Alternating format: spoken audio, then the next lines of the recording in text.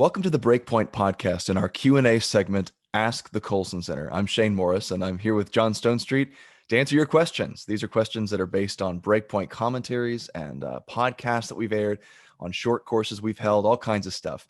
And I'm really excited for a great lineup today, John. We've got some very insightful questions about topics that we've discussed recently, ranging from, politics to so what kind of morality we should have in politics to Wait, there's political questions? Has there really been that much political things going on? I mean, that seems like such a small part of our culture. Something we need to explore at some point, by the way. And I do want to say that I'm a little bit sad that everyone missed your hairball cough at the beginning of this. That was actually really funny.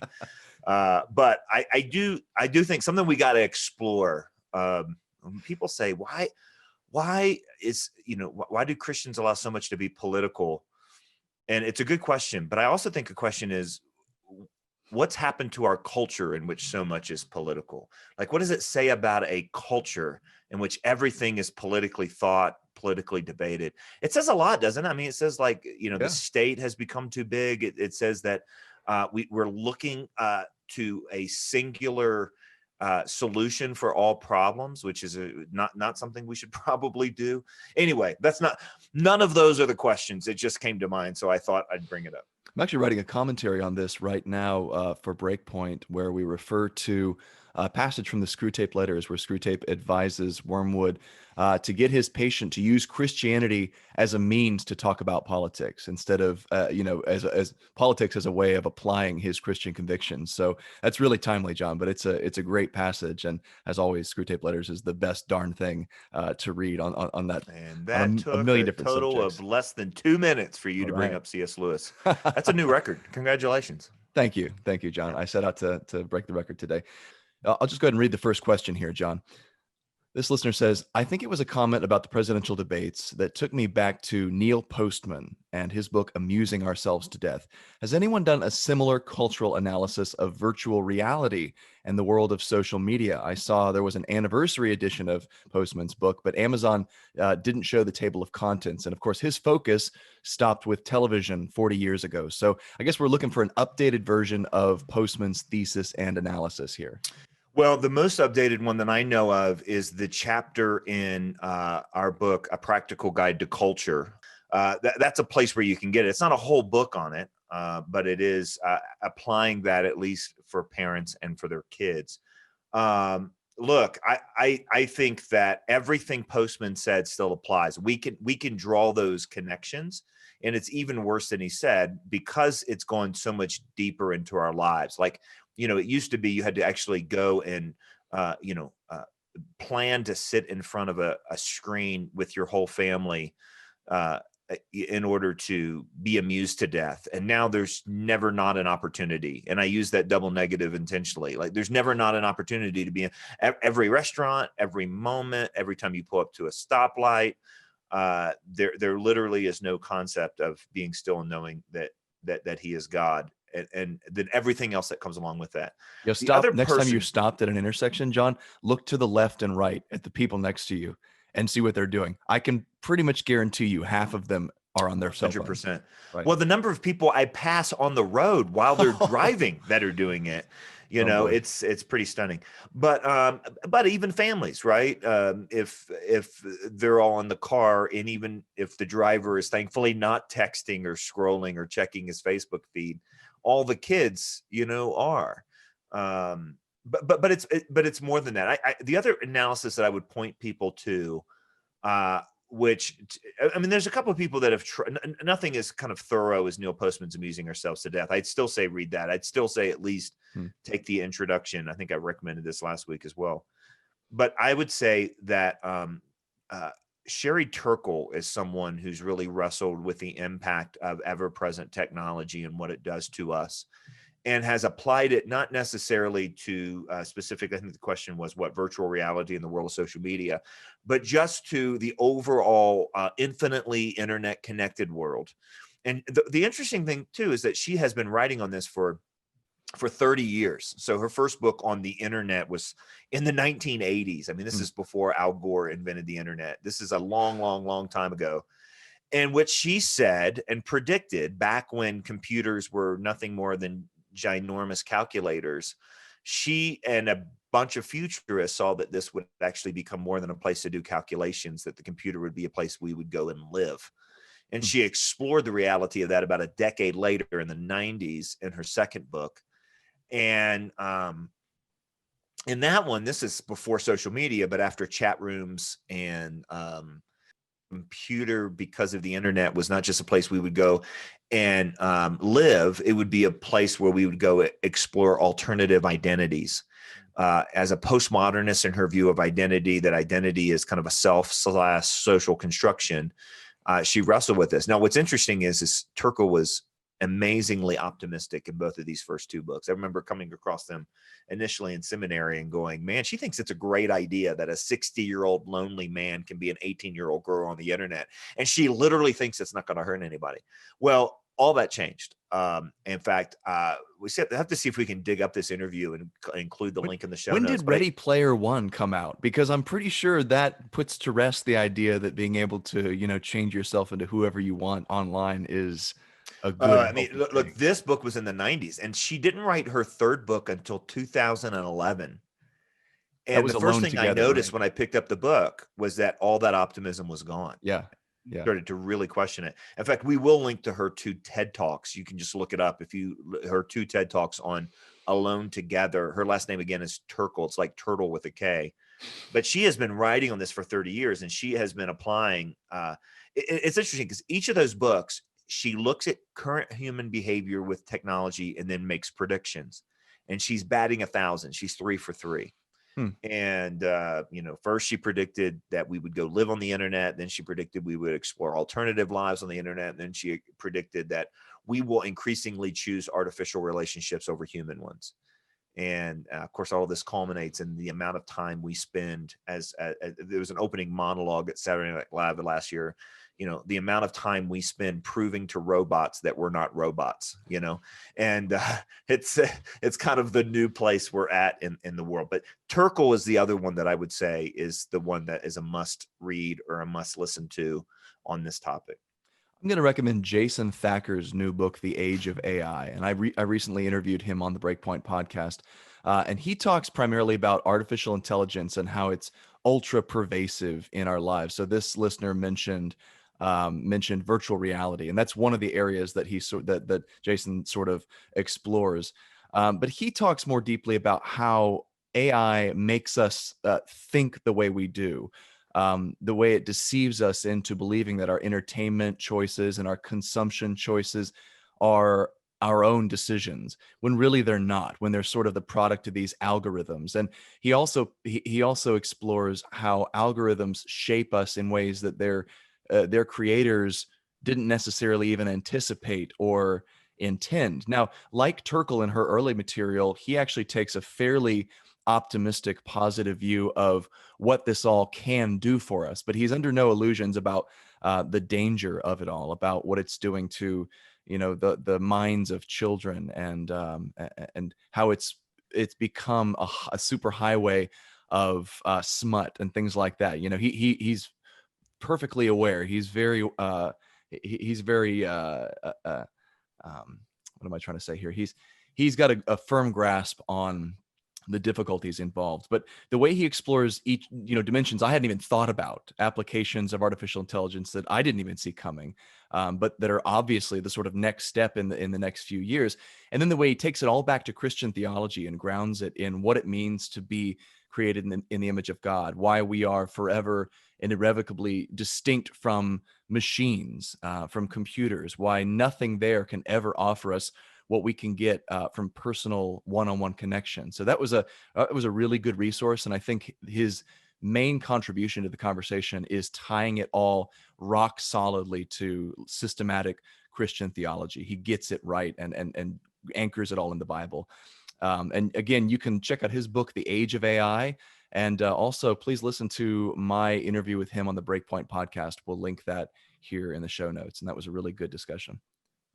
All right, let's move on to another question here. Our second one comes from someone who asks, what moral standards should the government enforce? As we approach another divisive election, I've been thinking about what morality the government should mandate. And this listener mentions things like, it's a long discussion here, but they mention things like murder in the context of abortion being an obvious place where the law ought to intervene, but then points out that the Bible talks about sexuality and covetousness and false gods and things like that as areas of morality. And of course, when God set up the civil code for Israel, it addressed all of these issues as well. So this listener concludes, where should the government draw the line between secular morality, those moral standards that the government enforces regardless of personal beliefs, and spiritual morality, those moral standards that Christians or other religious groups have to uphold?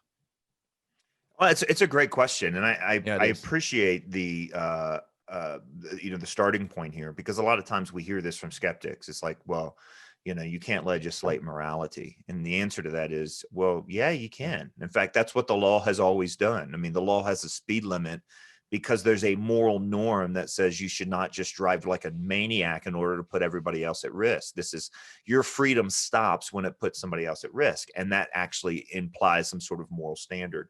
Certainly, any law that we have having to do with embezzlement, stealing, killing, hurting someone else, and so on. Not because it's inconvenient to other people. I mean, it's based on rights talk in this country, and rights talk is deeply moral.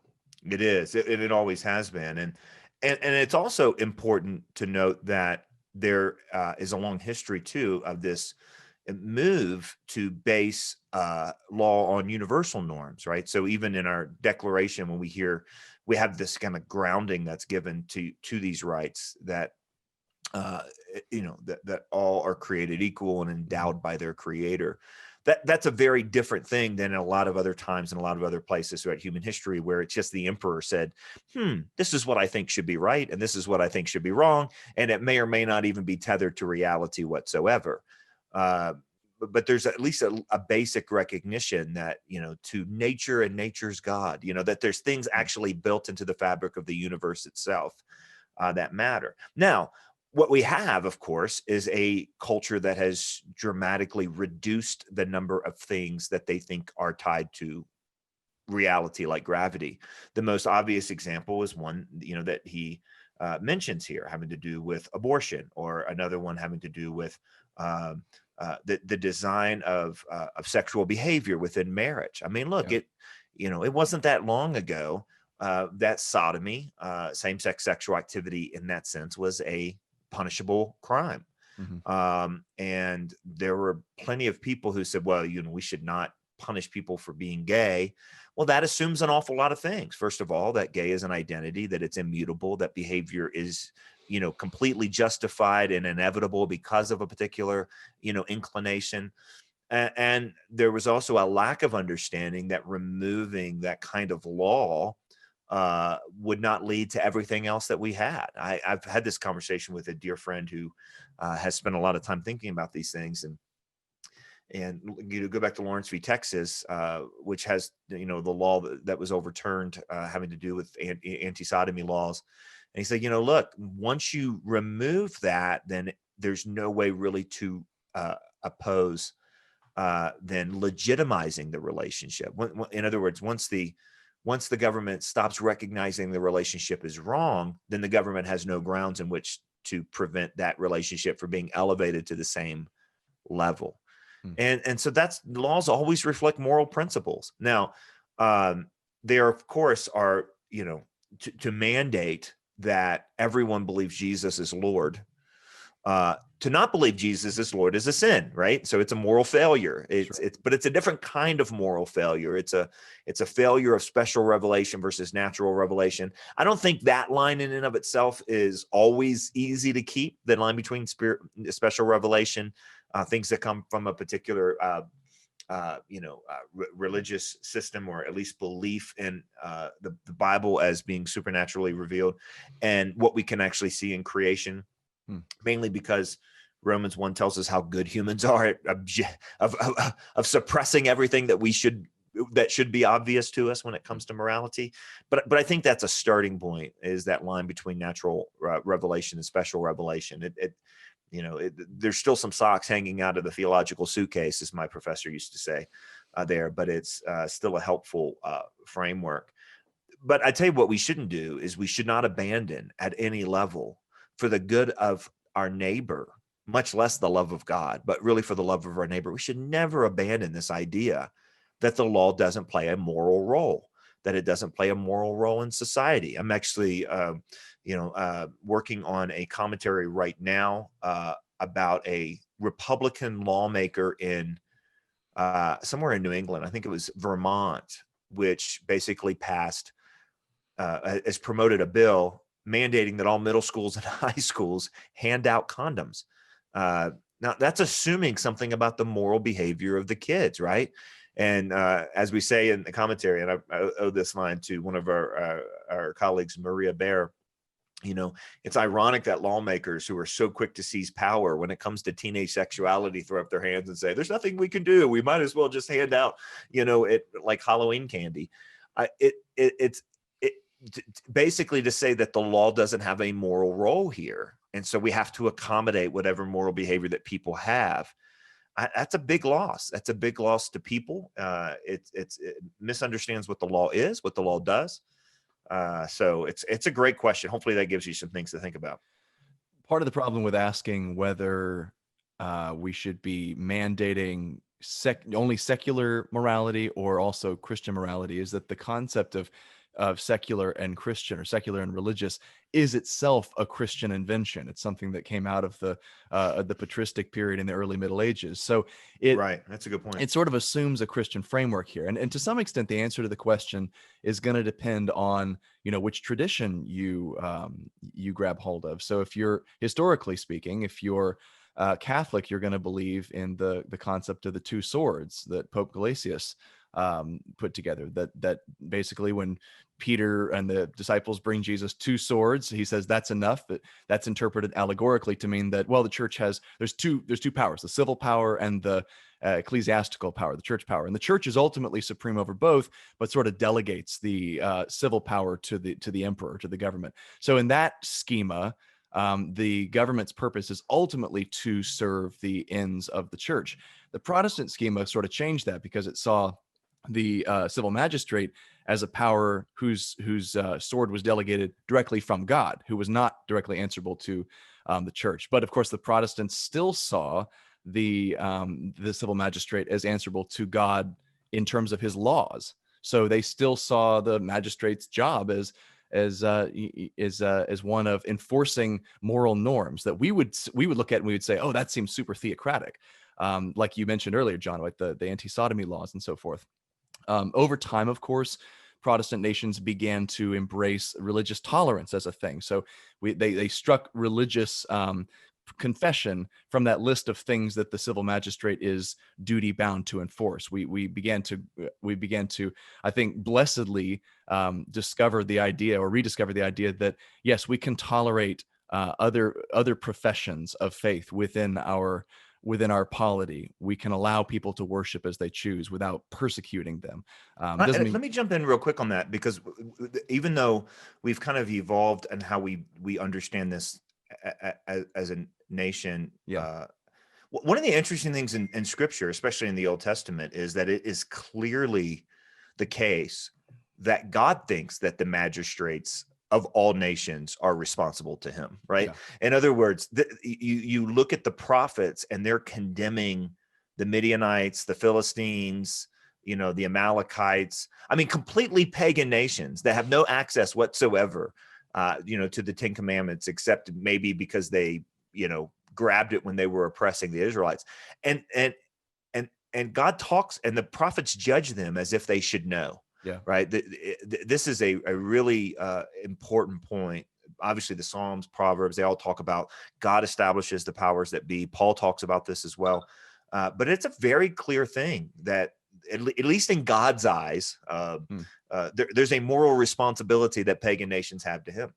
And that's why that's so important to point out, John, because the underlying assumption when you're coming at this from a biblical especially an Old Testament understanding, is that God does have jurisdiction over all people and over all unbelievers, not just believers, and that they're ultimately answerable to him for how they use their bodies and how they use their money and how they behave as citizens and human beings. So the question really becomes then, to what extent should the government be in the business of enforcing God's will for mankind as he's revealed it in nature and in scripture? And then we come up against this Enlightenment idea of there being a public and private morality. I think Thomas Jefferson probably encapsulated it best when he said that there shouldn't be a law about something if it neither picks my pocket nor breaks my leg, right? If it's not harming me, then my neighbor should be able to do whatever he wants in the confines of his own home or his bedroom or what have you.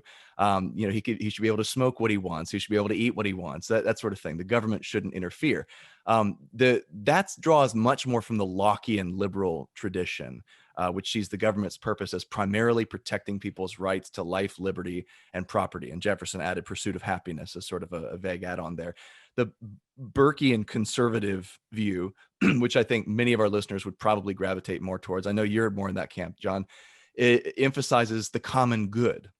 So the common good is just defined as that which is in common to us, as goods which are common to us as a society. And the government has a rational interest in making sure that goods like marriage, for instance, are held in common, respected, recognized, and honored in society. So that's really the divide that you have to figure out, is to what extent does the government have a duty from God and to its citizens to enforce a particular way of life, even if the impact of that is not immediately obvious in a public way. And I think marriage is probably the best example of that, and the one that ought to give liberal, I guess, neoliberal minded people the greatest pause, because as Jennifer Roback Morse wrote this terrific series of articles at the Public Discourse a while back. I think it was before Obergefell. And she was coming at it from a sort of libertarian perspective. And she still argued that you can't privatize marriage. You just can't get rid of it. It has to be publicly recognized because children are involved. And she actually argued that if you don't publicly recognize marriage and presume parentage and place it above other family arrangements and so forth, then what you have to do is inevitably come in on the other side with the courts. And it's kind of death by 1,000 paper cuts, because the judges have to sort out the mess that results from the government not recognizing marriage up front. So all that's a topic that's fascinated me. You can tell I could just talk forever on this, but really I think the question is, it comes down to, what's the purpose of government? Why did God create it? And there's going to be differing answers on that. You and I would probably differ on our answers on that, but hopefully we've offered a way to think about it here. Yeah, I mean, there's a difference between how you and I would differ on this from your, neo-libertarian view and how I would in my neo-biblical Christian view. So okay. You see what I did there? Yeah. No, but a key point, but this is very different than. It's just common sense, John. I'm just Thomas Is that Paine what it is? Here. Yeah. But there's a bigger difference between our views and a secular view, which basically tries to use the power of the law to provide for complete personal sexual freedom, sure, or other kinds of freedom.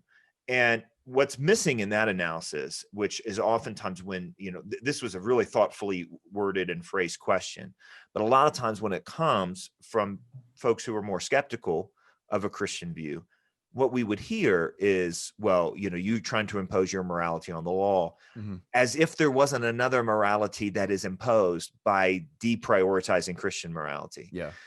The book on this is Robbie George's book, The Clash of Orthodoxies, that really, when you talk about where morality fits in the law, you get one of two, you're not deprioritizing Christian morality without elevating sexual morality. You have a new tyranny. You have a new absolute. Pope Benedict called it what did he call it? The dictatorship of relativism. That now the ultimate good means always accommodating, promoting, advancing anybody's own sexual, personal preferences, and understanding that there's no such thing as neutral in this game. Ultimately, is a really, really important understanding when you kind of try to wrestle through where the law and morality fit. And if anyone can look at the modern federal government or how it's been behaving for the last couple of decades and tell me that a religion is not established at the highest levels of our politics, then they're blind, because it absolutely has been established. And it's the secular, humanistic, self-expressive individualism that we're talking about here. Let's move on to another question here, again, having to do with politics, but I love this one, John, because it has to do with the root of our politics and objections to the way our Constitution is framed, and then how judges interpret the Constitution. This reader writes, in a conversation about Amy Coney-Barrett's confirmation hearings over the weekend, someone threw in the 3/5 compromise at me. She argued that if I want to support an originalist like Amy Coney-Barrett, then I don't think Black people are fully human. Obviously, I don't believe that, but I didn't know how to respond to her. She continued by saying that if the founding fathers got that wrong, then the courts need to fix other things they got wrong or didn't address. Please help me winsomely respond to this argument. I want to, right out of the gate, clear up a misconception here. The 3/5 compromise was not about dehumanizing slaves. That's a myth that just won't die. It was about minimizing the political influence of the South. Southerners were the ones who wanted their slaves to have full congressional representation as full people, because that would increase their political power. It was the Northerners who didn't want that full representation, because that would, in essence, give the South veto over whatever legislation went through Congress. So it was not a claim that a slave is 3/5 of a person. That's just a misconception of history. Disagree with it all you want, and I would disagree with the compromise as well, but you have to be clear on what it actually was and what it said. Yeah, I mean, what was at work there is the larger way that African Americans were treated, slaves were treated and understood in culture. And this was something that was a collision course that was created in the founding documents right off the bat. So in other words, the correction to that language is important. First of all, the correction that you made in terms of what was really going on here, and that it was really a political calculation. But the sort of language in the Declaration that all men are created equal, endowed by their Creator, that puts all of that into a collision course. In other words, it's inevitable that the system itself, signed a guy who doesn't treat all men equally, it signed a bunch of guys that didn't treat all men equally, right? But this idea, in a sense, makes the Civil War and at least some level of resolution about this inevitable. There's a remarkable scene in the end of the movie Amistad, which is a story about a slave ship that lands in Boston, and it becomes this whole conversation about, and it's based on a true story. It's based on a whole conversation about who belongs to who and whatnot. And John Quincy Adams gives this remarkable closing speech in which he says, that if this has to lead then to the Civil War, then let's get on with it. Let's figure this out. But this kind of reflects something else about this question, which is baked into the system were ways to wrestle through the inconsistencies, the contradictions that were a part of this whole process. I can't believe I'm recommending first a movie and now a Broadway musical to here comes Hamilton. This. Well, Hamilton goes to Burr in the musical and says, I want you to defend the Constitution. And Burr says it's full of contradictions. And he's like, so is democracy. And we're trying to make this up. And what's our only option? It's like, let's not take a stand, or let's just work our way through it. But that's what the process was. That is a completely different judicial philosophy than basically making things up whole cloth from the bench. Right. For example, even if Shane is wrong in his interpretation of the 3/5 compromise here, what is clear is that there's no penumbra in any place in the Constitution that gives one an immutable right to kill their unborn child. Like that's completely made up. There is no constitutional right anywhere to violate the moral, not even the moral norms, the biological norms of nature, and create a right to same-sex marriage. That's such an important point, John, because originalism doesn't, it calls for judges to interpret and enforce the law as the people and the founders wrote it, through the legislature and through constitutional conventions, not as he or she would like the law to be. That's right. And if the law changes, it'll need to change through the proper channels. Originalists would have to say that they can't just legislate from the bench. They can't change the law, even if they disagree with it. And it's such an important point, because an originalist isn't just opposed to something like Roe v. Wade because it allows the killing of unborn babies. So obviously that's the main reason morally. An originalist is opposed to that ruling because it's a direct violation of the Constitution's protections of life, liberty, and property without due process. It's a made up right, and things like stare decisis has some weight here. It's the historical interpretations of judges who came before, but there are SCOTUS decisions that are decided wrongly, and they have to be either vacated by the court or obviated by constitutional amendments. An originalist believes firmly that he or she does not have the right to go back in and remake the law, either by negating things that are in the Constitution or the laws of the land, or by making up rights out of thin air, such as the right to have an abortion, drawn from the right to privacy, which is itself drawn from a penumbra of one of the enumerated rights in the Constitution. So it's too tenuous. And look, you and I should have not answered this question. We should have just said, go and look at the confirmation hearings when Amy Coney-Barrett herself answered this question. Yes. And the question has to do with when she was asked about stare decisis. And of course, she's being asked this by someone who is concerned that she is going to overturn Roe v. Wade and Obamacare, and so are asking her to rely on the precedent of the court. And the irony is that this question is coming from someone who has no problem in completely rewriting the intents of abandoning stare decisis when it has to do with same-sex marriage or anything before that. So look, Amy Coney-Barrett herself, and we can say, because it is Tuesday morning when we're having this conversation, we can say Supreme Court Justice Barrett. Congratulations, Justice. Congratulations, Barrett. Yes, who was sworn in by Clarence Thomas in a really beautiful, remarkable ceremony there, socially distanced and everyone masked, including Ted Cruz, by the way. But I tell you, this was a remarkable thing. But her answer was great, and she talks through what originalism believes. The originalism doesn't mean that you think that the Constitution is divinely inspired, inerrant in every jot and tittle. It's not the same thing as saying that it's scripture. And she did a tremendous job. We have to see if we can find that clip and link to it when she's answering the question about stare decisis. If not, then somebody else can go through the hours and hours and hours of testimony, which, look, she answered it very well. And I would actually tell our questioner to go back to that. I've mentioned Jefferson several times here, but I'll just add at the tail end of this question that anyone who doubts what John said earlier about the founders baking in the resolution of these contradictions originally should go to Washington, D.C. and visit the Jefferson Memorial. And then when you're inside, look up on the inside of the dome, and there are several of his quotations inscribed there. And one of them is that he trembles when he remembers that God is just and that his justice cannot sleep forever. That quote, John, is about slavery.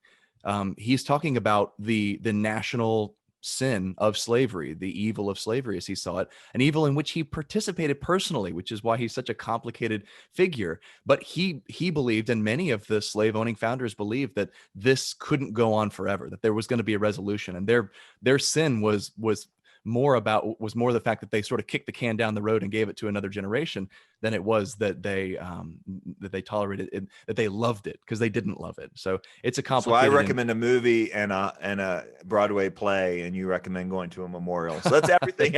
and then go watch the confirmation hearings. We'll get time for one more question here, and this is a short one, but I really like it. This listener writes in, I just watched the My Faith Votes presentation on life, and it was excellent. I have a question. What about rape and incest in the abortion issue? How do I answer that question of someone who supports abortion because of these two exceptions? Yeah. Man, it is such a great question. And thanks for watching that My Faith Votes presentation. We'll link to that too in the show notes if anybody else wants to see that. I sat on a panel with some of our friends from the Life Training Institute and just wrestled with the role of being pro-life and how we vote. And the question on rape and incest, let me give you two nuances and two ways to answer it. The two nuances is, first of all, know who's asking. If the person asking herself is a victim of rape and incest, understand this is like somebody asking about why does God let bad things happen, because they're a cynic and a skeptic, or because they just lost a child, right? These are one is a question that is driven by cynicism, and the other is a question that is driven by a sincere struggle out of a personal experience. And we need to know the difference in how we respond. There's an example of that in a talk that was given by Stephanie Gray at our Wilberforce Weekend Conference a few years ago.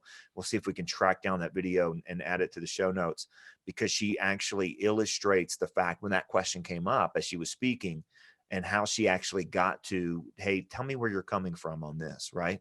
That's a very, very important question. Find the question behind the question. That's right. And the other nuance is whether or not someone is a sincere asker, or just this is the defeater. Like, in other words, this is the thing that they think just shuts everybody up. Because there is a real answer to this. And then there also is, a way to approach this to get at the intention here. So those are the two nuances. Let me give you the two answers.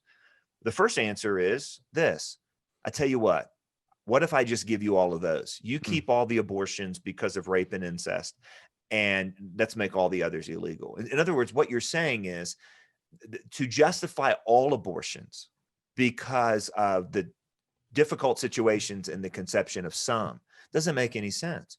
And by the way, we're talking about less than 2% of abortions that are performed on pregnancies conceived in rape and incest. 98% are not. Are you willing to take that deal? Let's take that deal. Now, what that's going to do is reveal whether someone is seriously asking this question, like maybe we should have this exception over here, or someone is trying to use an exception to justify all of them. Yeah. And the moment they say, hey, well, hang on, wait a second, you know something else is going on. It's being used as a wedge. That's right. Now, with somebody then is a sincere asker. In other words, they're not asking about the rule. They are asking about the exception. You see the difference? Yes. In one case, the person's asking about the rule. The other case, they're asking about the exception. Should there be an exception? And my answer to that is, look, who's guilty? In a case of rape and incest, who's guilty? Is the woman guilty? Oh, good heavens, no. Is the rapist guilty? Absolutely. It's the attacker. Is the child guilty? Right? How does adding another victim to the crime make the crime better?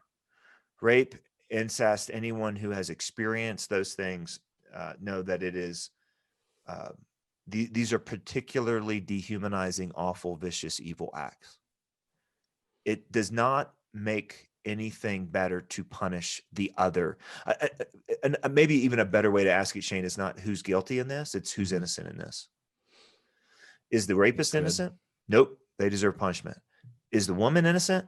Yeah. What about the child? Is the child innocent? Yeah. So who should you punish? And, that's where, if you get to where someone is asking that question honestly, in other words, they're asking about whether there should be an exception, not whether there should be a rule, then hopefully that helps. The two responses I would give are, first of all, to point to there's a number of individuals out there. They've written books. They do speaking tours, who were conceived in rape and are now adults who are defending the pro-life cause at these really tough margins in these exceptional cases, and saying that, well, look, I am the product of this act of violence, and yet my mother chose to keep me, and I've been, I'm happy to be alive, and I don't see we can countenance any way of thinking that says that I shouldn't be here. And they're putting a story behind that question, putting right? a face on. Am I innocent or am I guilty? Yeah. I'm the innocent one. Why shouldn't I be alive? And those are the people that aren't supposed to exist. There's so many conversations around the sexual revolution where we pretend an entire segment of the population doesn't exist, and this is one of them. Second thing I would say is to use Scott Klusendorf's strategy. He talks about trot up the toddler. or trot out the toddler. He says, put your hand down here where a toddler's head would be, just to kind of visually demonstrate, and say, okay, I have a toddler here. Imagine there's a toddler who it was conceived in rape or incest. Can we now kill this toddler in order to expunge that memory, or to prevent the ongoing trauma for the mother? Nobody's going to say yes. And then the obvious follow-up question that is, okay, well, what's the difference between this toddler and the child in the womb? There is no difference except, size, location, level of dependency, and so forth. These things that don't make a moral difference between the quote unquote fetus and the 2-year-old child. So that, I think, has a particular power to morally clarify the question, to get down to the real question, which is, what is the unborn? If the unborn is an innocent human being, distinct and made in the image of God, then we don't get to extinguish that life for any reason. We don't get to deliberately go in and kill the child. And I think you're right, John, to approach this question immediately from the standpoint of, you got to figure out how is it being asked? What is the attitude of the asker? Because you don't want to slam someone over the head with moral reasoning, who is really just seeking, healing from trauma. But at the same time, we've got to be clear in our thinking, especially with someone who wants to use it as a wedge issue, as a way to say, well, abortion should just be legal in all cases and in all circumstances because of rape and incest. Yeah. That trot out the toddler is such a useful thing. It just made me think a couple of weeks ago when we got the question about the excess embryos conceived by in vitro fertilization, and a husband and wife disagreed on what to do with them. And apparently their pastors really struggled to be able to direct them to any legitimate answer as well. And the reasoning was that one of the parents said that, the expense of having additional children would mean that they couldn't give their current children, private education or Christian education or so on. And I certainly understand that. But the trot out the toddler applies here as well. I mean, in other words, we should give these embryos up for adoption because we won't be able to afford the education that our kids deserve. Would you do that, with a toddler? Sorry, Junior, you got to go. Yeah. I mean, would you adopt out your unborn child? Would you adopt out your born child because you just realized I lost my job and where I just had to take a salary reduction because of COVID. And so I want to send my oldest kid to private education, so the younger one's going to have to go to an orphanage. I mean, no one would do that, but it has to do with revealing what it is that we're talking about when we're talking about embryos. So it's a really helpful strategy. Absolutely. Well, good questions. And folks, keep them coming. Thanks so much for listening to the BreakPoint Podcast. We'll be back next week answering more of your worldview questions. So drop us a message on social media or email. The address is Ask The Colson Center at colsoncenter.org. And we'd love to engage with your questions. For John Stone Street and for the Colson Center, I'm Shane Morris. We'll see you next time.